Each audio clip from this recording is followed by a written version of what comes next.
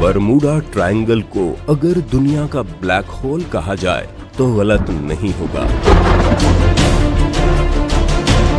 ये वो एरिया है जिससे गुजरते शिप से लेकर एयरप्लेन सबको ये पक्का निगल जाता है।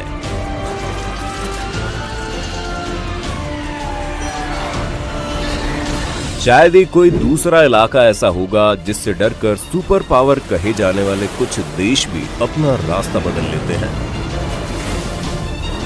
कहां है वो सभी शिप्स जिन्हें यहाँ के समंदर ने अपने आगोश में ले लिया था? और क्या ऐसा भी हो सकता है कि यहाँ गुम हुए सभी लोग आज भी जिंदा है, बस हमारी दुनिया से दूर किसी नजरबंद इलाके में? जानेंगे सभी राज, तो आज की वीडियो को अंत तक जरूर देखना, क्योंकि हम आपके लिए लेकर आए हैं बरमूडा ट्रायंगल के छिपे हुए राज। पहले जान लेते हैं आखिर बरमूडा ट्रायंगल क्या है।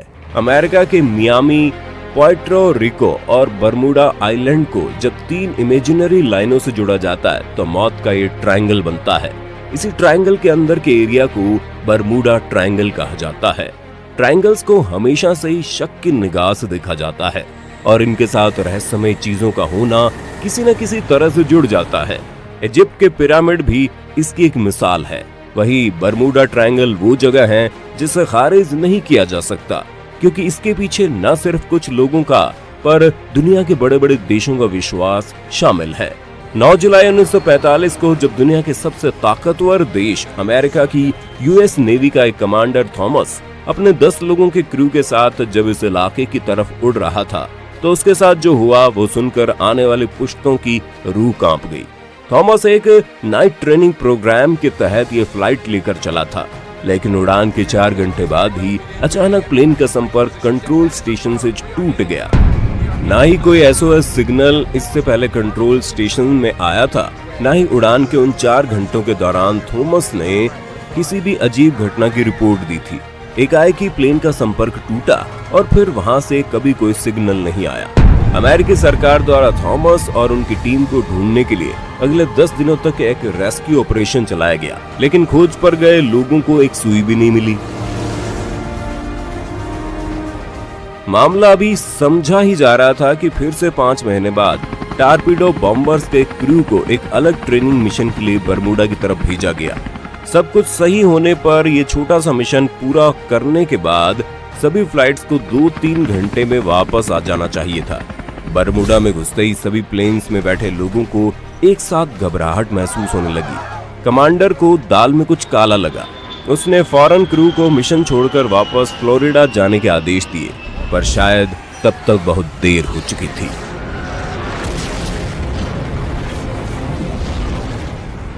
जब एक पायलट ने फ्लोरिडा का रास्ता ढूंढने की कोशिश की तो उसका कॉम्पास बंद पड़ गया और जहां तहां पॉइंट करने लगा।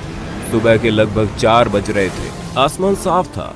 उन्हें लगा कि वो सूरज की दिशा में देखकर फ्लोरिडा का पता लगा लेंगे, लेकिन फिर अचानक साफ आसमान को काले बादलों ने ढक लिया। क्रू ने आस नहीं छोड़ी और वो लगातार फ्लोरिडा स्टेशन को भी ये सभी बातें बता रहे थे। फिर सभी प्लेन्स का फ्यूल खत्म होने लगा और एक वक्त के बाद फ्लोरिडा स्टेशन का संपर्क उनसे टूट गया। मतलब साफ था, कुछ बहुत बड़ी दुर्घटना हो चुकी है। उसी दिन फिर एक रेस्क्यू प्लेन इन लोगों की खोज के लिए भेजा गया। ये प्लेन न सिर्फ हवा में उड़ सकता था, पर पानी में भी लैंड करने और तैरने की क्षमता रखता था। पर बरमूडा ट्रायंगल जैसे अपने अगले शिकार की ही तलाश में था और 1.5 घंटे बाद ये प्लेन वहां पहुंचा तो जरूर, लेकिन कभी लौट न सका।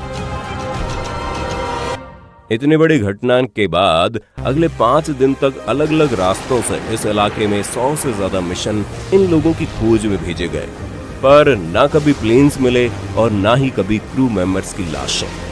कहते हैं बरमूडा ट्रायंगल की मिस्ट्री इतनी पुरानी है कि जब क्रिस्टोफर कोलंबस ने अमेरिका की खोज की थी तो उसे भी इस रास्ते में अजीब सी चीजें दिखी थी। कोलंबस के मुताबिक उसने यहाँ पर एक आग के गोले को समुद्र के अंदर प्रवेश करते हुए देखा था, पर ना तो तब एयरप्लेन्स थे और ना ही कोई मेटियोर हो सकता था। तो 15वीं शताब्दी में ऐसा क्या था जिसे कोलंबस ने आसमान से गिरते हुए देखा था। कुछ लोगों का मानना है कि उस वक्त अगर कोई चीज हवा में यूं उड़ सकती थी तो वो टेक्नोलॉजी जरूर इस दुनिया से बाहर की रही होगी, या शायद एलियंस की। इस तरह की बातें उस वक्त आम जनता में उड़ने लगी और ऐसे में फ्लाइट्स की आवाजाही को इस तरह से इस इलाके में बंद कर इस बात का सबूत होता था कि सरकार भी इन बातों से सहमत है, जो इनकी कमजोरी को दर्शाती है। इसलिए उस वक्त यहाँ से आना जाना नहीं रोका गया। 1947 में 1, 1948 में 2 और 2020 आते आते ऐसे 30 से ज्यादा इंसिडेंट्स यहाँ पर हो चुके हैं। ये सभी घटनाएं आसमान में उड़ते प्लेन्स तक ही सीमित नहीं थी। पानी में चलती बड़ी बड़ी शिप्स में भी इसी तरह साफ मौसम में कंपास खराब हो जाया करते। कभी कभी तो इतनी तेजी से मौसम बदलता कि बड़ी बड़ी लहरों के सामने शिप्स ढह जाती। अगर खराब मौसम के कारण हम इन शिप्स का डूबना एक्सप्लेन भी कर दें तो आप उन घटनाओं को कैसे समझाएंगे जहां बरमूडा ट्रायंगल के अंदर घुसते ही बिल्कुल अच्छे मौसम में शिप्स को ऐसे लगने लगता कि हजारों टन वजनी इन शिप्स को कोई जानबूझकर नीचे खींचकर डुबो रहा है। ना ही शिप में कोई होल होता, ना ही किसी और की तकनीकी समस्या। बस ये शिप्स एकाएक ये महसूस करते जैसे पाताल से उन्हें कोई अपनी ओर खींच रहा है। शिप से कूद जाने वाले लोग भी यहाँ पर तैर कर नहीं आ पाते थे और यही अदृश्य शक्ति महसूस करते थे। यहाँ पर डूबी ज्यादातर शिप्स उन प्लेन्स की तरह कभी नहीं मिली। यहाँ से बाहर आई तो सिर्फ कहानियां, वो कहानियां जिन्हें दिल की तसल्ली के लिए हम सिर्फ कहानी कहकर छोड़ देते हैं। ऐसा नहीं है कि बरमूडा ट्रायंगल की गुत्थी को सुलझाने की कोशिश नहीं की गई।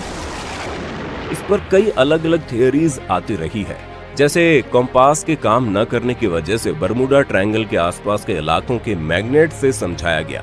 मौसम के बदलने को लेकर भी नासा ने यह तर्क दिया कि इस इलाके में हेक्सागोनल क्लाउड्स की मौजूदगी इसका एक एक्सप्लेनेशन हो सकती है। हेक्सागोनल क्लाउड्स को सबसे पहले नासा ने धरती पर नहीं बल्कि सैटर्न पर देखा था और ये क्लाउड्स एक हेक्सागोन की शेप में होते हैं जिनके अंदर हवा बहुत तेजी से सेंटर की तरफ घूमती है, जो किसी भी एयरप्लेन को डिस्टर्ब कर सकती है। सच क्या है ये तो एक न एक दिन सामने आ ही जाएगा, पर तब तक आप बरमूडा ट्रायंगल के बारे में क्या सोचते हैं हमें जरूर बताएं। साथ ही बरमूडा ट्रायंगल से जुड़ी अनेक कहानियां हैं। अगर आप चाहते हैं कि वो कहानियां भी हम आपके सामने लेकर आते रहें तो आप हमें कमेंट्स में लिखिए और वीडियो अगर पसंद आई हो तो इसे लाइक जरूर कर दें।